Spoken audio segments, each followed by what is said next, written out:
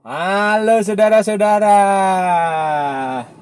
jumpa lagi dengan komentator gadungan di sini.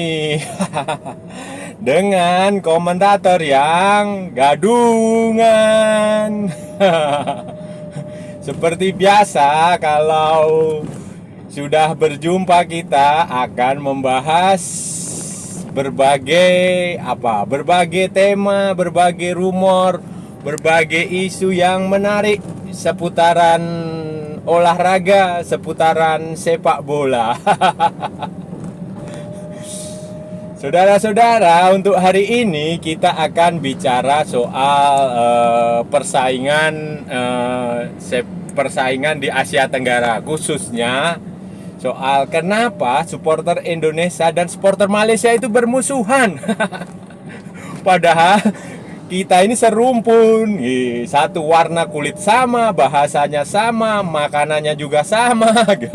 Cuma beda dialek saja. Nah, ini akan kita bahas karena ini menarik, saudara-saudara. Karena permusuhannya itu sudah nggak masuk akal lagi. Nah, kita akan bicara sejarahnya mengapa ada banyak supporter Indonesia yang membenci Malaysia, dan begitu pula sebaliknya. Kenapa permusuhan ini bisa terjadi? Kita akan kupas sejarahnya di tayangan berikut ini. Nah, begini saudara-saudara, ini menarik sekali. Kenapa ini pertanyaannya kenapa? Kenapa Indonesia dan supporter Indonesia dan Malaysia bermusuhan? Kenapa supporter Indonesia benci? Nah, ini saudara-saudara, ini alasannya bukan nggak ada hubungannya dengan iri. Enggak, kalau kawan-kawan di Malaysia banyak yang menganggap, oh Indonesia iri dengan Malaysia. Oh enggak, sepak bola Indonesia iri dengan prestasi sepak bola Malaysia. Oh tidak, saudara-saudara. Tidak ada urusannya dengan iri-irian. Nggak ada. Kenapa saya bilang begitu loh? Ngapain iri? Indonesia itu negara Asia pertama yang tampil di Piala Dunia. Piala Dunia 1938 di Prancis. Dulu namanya bukan Indonesia, namanya Hindia Belanda.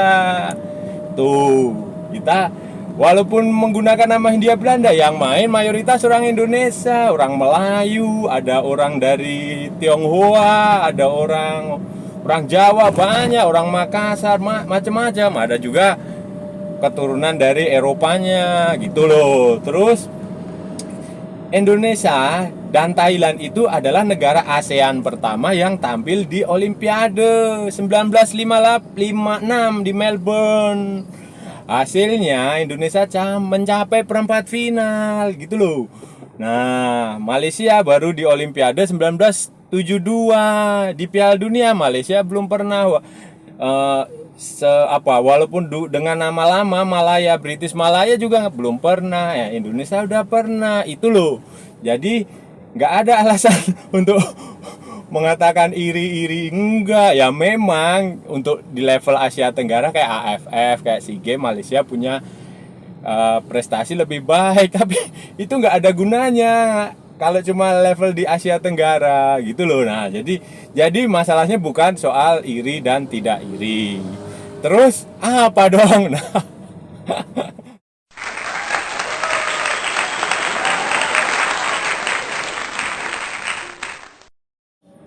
jadi begini saudara-saudara, kenapa sepak bola pendukung Indonesia, penyokong, kalau bahasa Malaysianya penyokong, supporter Indonesian supporter, football supporter sangat membenci Malaysia. Nah, ini sejarahnya bukan dari sepak bola justru, saudara-saudara di Malaysia ya, kawan-kawan di Malaysia yang saya ingin saya ceritakan. Jadi begini, dulu tahun-tahun 2000-an, 2000 awal itu kan, 2000 awal, 90-an akhir itu kan Indonesia sedang demokratisasi. Jadi sedang mengarah pada sebuah negara yang demokrasi, bebas. Kebebasan itu baru didapat setelah 32 tahun berada di rezim otoriter Soeharto. Nah, kebebasan itu tercermin dari apa? Dari munculnya pers yang bebas, media itu bebas. Jadi koran, dari TV, semua itu bebas sebebas-bebasnya. Semuanya diberitakan, semuanya diulas, semuanya dibahas, semuanya tanpa ada sensor, tanpa ada kode etiknya, nggak dijalankan, pokoknya bebas. Nah, salah satu berita yang paling banyak diberitakan pada waktu itu adalah berkaitan dengan kekerasan terhadap tenaga kerja Indonesia di Malaysia, TKI. Pada tahun-tahun segitu, tahun-tahun awal-awal itu, 2000-an itu, banyak sekali, hampir setiap bulan itu muncul berita soal TKI Indonesia di Malaysia dibunuh, diperkosa, disiksa, disetrika, saudara, disetrika. Nah, itu hampir tiap bulan ada muncul berita seperti itu, dan itu oleh pers Indonesia. Berita itu terus di-running terus di TV, itu dibahas berhari-hari, mendatangkan pengamat, mendatangkan, dikasih gimmick-gimmick, dikasih latar belakang macam-macam lah, dibahas dengan lagu-lagu yang masa lalu ketika konfrontasi dengan Malaysia zaman Bung Karno. Nah, itu terus diputar-putar. Nah, di sisi yang sama, kemudian selain TKI itu juga ada misalnya kejadian ketika ada nelayan Indonesia di Selat Malaka atau di Laut Natuna ditangkap petugas Malaysia, polisi maritim Malaysia. Nah, itu juga sama, di sana disiksa, di macam-macam. Nah, kemudian ada razia tenaga kerja Indonesia di sana oleh aparat petugas keamanan di Malaysia, masukkan penjara, disiksa juga. Itu tiap hari begitu. Terus ada lagi, kalau nggak salah tuh insiden, misalnya ada petugas dari kelautan, Departemen Kelautan dan Perikanan, pengawas perairan Indonesia, ditangkap polisi Malaysia juga.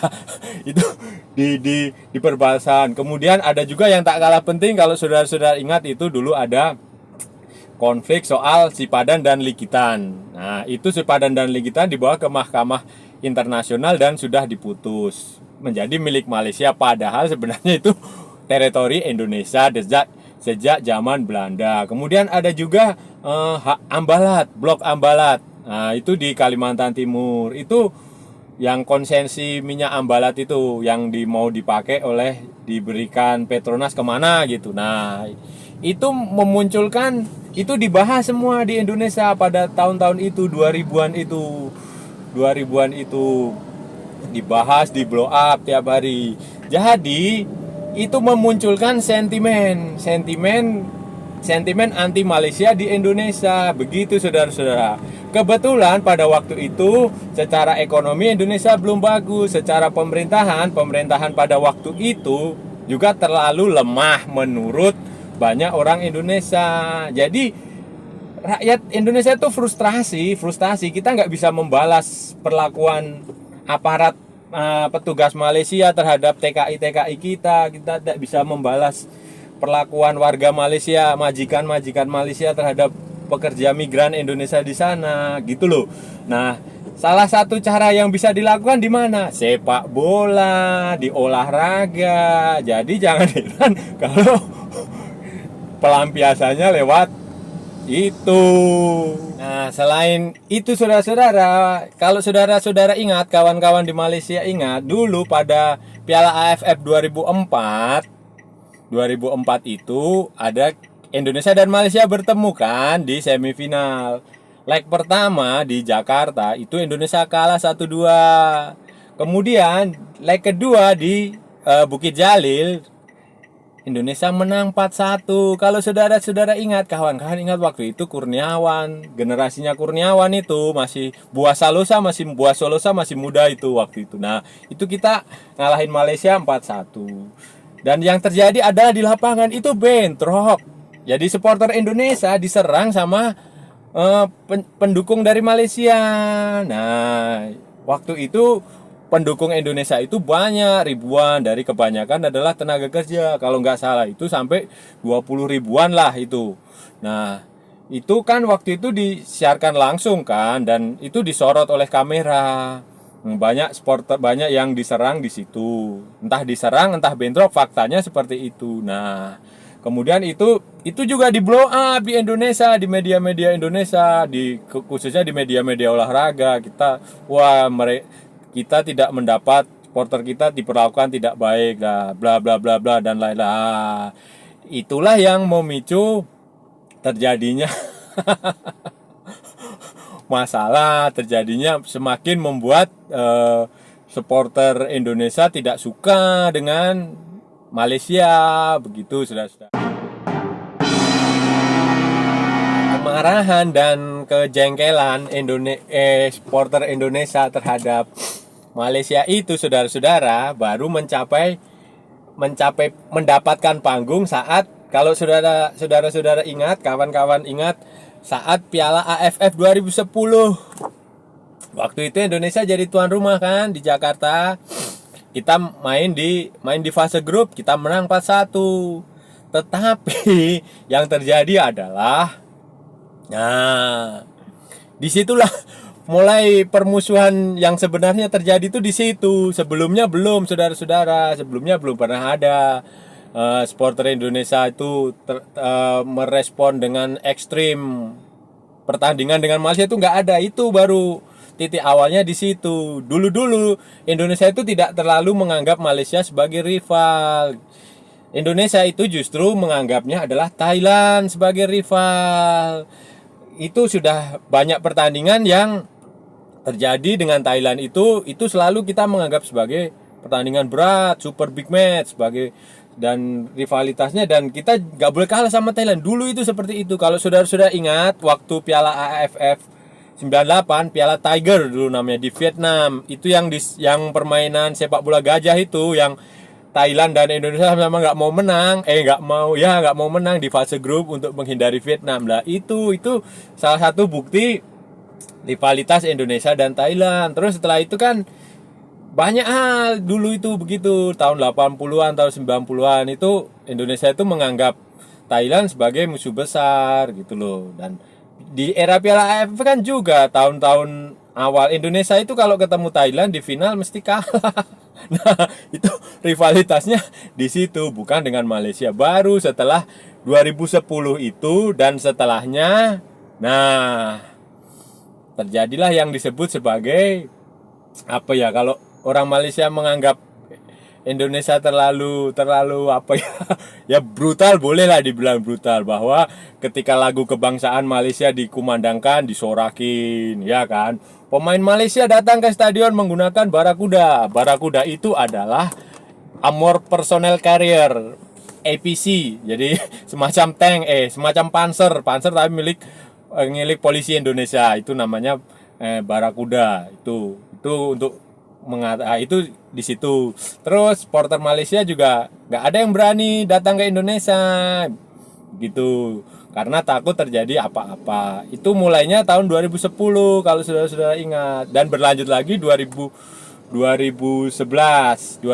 waktu SEA Games, ya ingat kan kawan-kawan, saudara-saudara. Nah itu jadi permasalahannya di situ, dan itu sudah seperti perang. seperti apalah ya, seperti medan pertempuran, karena itu semua barang yang dibawa supporter itu lari masuk semua ke stadion, bukan hanya caci maki, bukan, itu sudah mengarah ke situ. Dan kemudian ya otomatis dibalas, supporter Malaysia dibalas waktu pertandingan apa itu, ada rekamannya tuh di sosmed, banyak tuh supporter Malaysia Ultras Malaya kalau nggak salah, itu teriak-teriak ya kebun binatang lah. Terus nginjak-nginjak bendera Indonesia, kayak gitulah. Dari situlah baru perseteruan supporter Indonesia, dan puncaknya waktu kualifikasi Piala Dunia 2022 yang waktu dua kali pertemuan di Jakarta, di Kuala Lumpur sama di Jakarta, yang perang. Kalau waktu di Kuala Lumpur di Bukit Jalil yang perang lempar-lemparan itu flare, terus yang di Indonesia ya supporter Malaysia terkurung di dalam stadion, nggak bisa pulang. Nah, itu dan ya itu sejarahnya seperti itu, saudara, kawan-kawan di Malaysia. Jadi murni dari urusan di luar sepak bola begitu. Waktu terjadi huru hara saat pertandingan itu, yang paling baru itu waktu ya itu waktu kualifikasi Piala AFF. Waktu itu Malaysia menang. Nah, menang lawan Indonesia, kalahnya 2 kali. Kenapa waktu itu Malaysia bisa menang? Karena waktu itu Indonesia tuh ala kadarnya, saudara-saudara. Waktu itu pelatihnya adalah Simon McManamy. Beliau Simon McManamy itu pelatih yang ya gimana ya, mau ya itu bukan keinginan banyak supporternya kan sebenarnya Luis Milla itu pelatih sebelumnya itu sudah bagus, cuma sama Pak Edi Rahmayadi diganti, yang waktu terkenal dengan coach adalah pelatih itu itu Pak Edi Rahmayadi, yang beliau bilang PSSI baik kalau wartawannya baik. Nah, itu diganti. Jadi mainnya jelek Indonesia. Waktu itu Simon McManamy kan terbukti, setelah itu Simon McManamy dipecat kan, setelah waktu mau pertandingan di mana ya itu lawan apa gitu ya, itu dipecat. Terus gantinya Sintayong ngalahin Malaysia kan di Piala AFF terbukti. Nah, setelah itu nanti Piala AFF berikutnya ini kita Malaysia dan Indonesia nggak ketemu. Indonesia di grupnya Thailand ya. Moga-moga ketemu lagi di mana? Di semifinal atau di final kalau mau gitu. Nah, ini kalau ini terjadi ya akan menarik gitu loh. Solusinya bagaimana, saudara-saudara, kalau Indonesia dan Malaysia jumpa lagi? Apakah permusuhan itu harus diteruskan? Sebaiknya tidak usah, saudara-saudara supporter Indonesia maupun supporter Malaysia. Ini kan hanya sepak bola. Di dalam negeri aja, di kita supporter ini sudah mau berdamai dengan rivalnya. Setelah kejadian di Malang lah, seharusnya supporter Indonesia juga berdamai dengan supporter Malaysia. Nggak usah lah ribut-ribut, ngapain lempar-lempar flare, terus pemain Malaysia dikurung, harus naik barakuda, terus segala macam barang dilempar, lagu kebangsaan disorakin. Nggak perlu, kita respect saja, karena ini hanya sepak bola, tidak ada pengaruh apa-apa. Indonesia dan Malaysia itu saudara, kita satu rumpun, kulit kita sama warnanya, nggak ada yang bisa membedakan. Kalian pergi ke Eropa sana, orang Malaysia dikira orang Indonesia dikira orang Malaysia. Bahasa kita sama, makanan kita sama, tontonan kita juga sama. Ipin Upin di Indonesia, di Malaysia juga nyanyi, dengerin lagunya Peter Pan, lagunya Dewa 19, lagunya Padi, sama.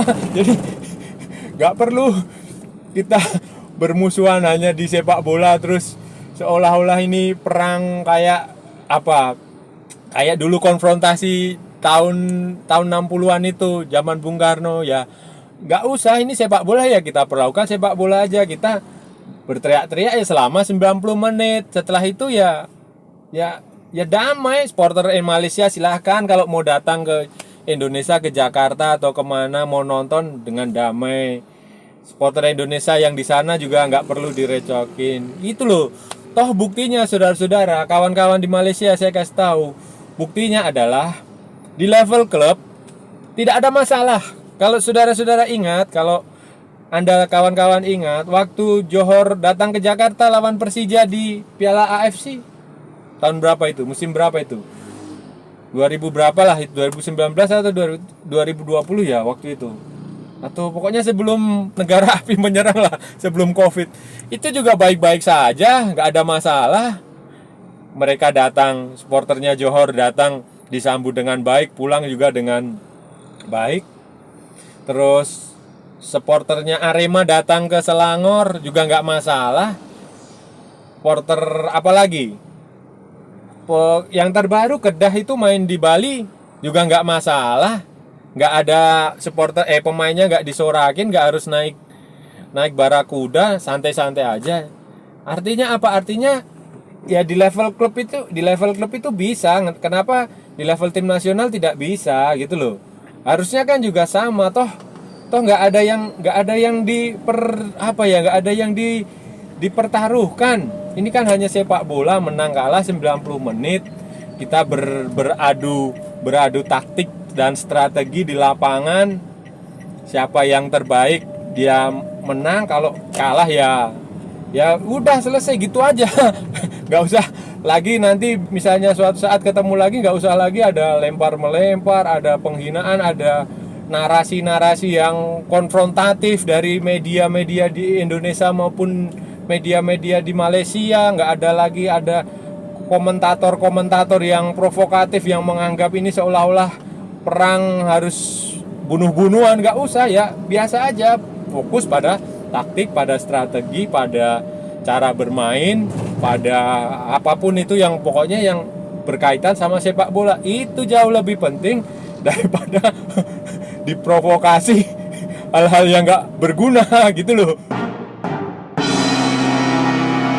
Nah, oke saudara-saudara, kita sudah bicara panjang lebar hari ini saudara-saudara. Kita sudah membahas segala macam tentang persaingan Indonesia dan Malaysia. Tadi itu sudah saya jelaskan sejarahnya mengapa supporter kedua negara itu saling membenci, kenapa supporter kedua negara bermusuhan, dan terutamanya kenapa supporter Indonesia sangat tidak suka dengan Malaysia. Itu yang tadi saya jelaskan panjang lebar. Nah, dan saya rasa udah cukup ya saudara-saudara ya, kawan-kawan ya, teman-teman di Malaysia, di Indonesia, dimanapun Anda berada.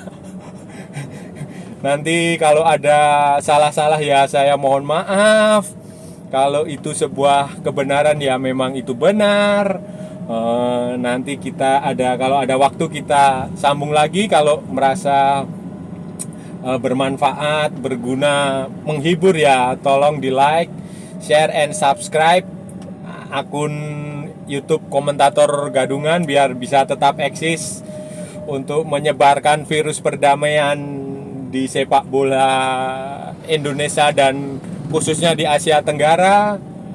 Dan jangan lupa like juga ikuti akun media sosial Komentator Gadungan, ada di YouTube dan Instagram. Baiklah, kalau begitu sudah cukup dulu. Sampai jumpa lain kesempatan. Salam olahraga dan merdeka.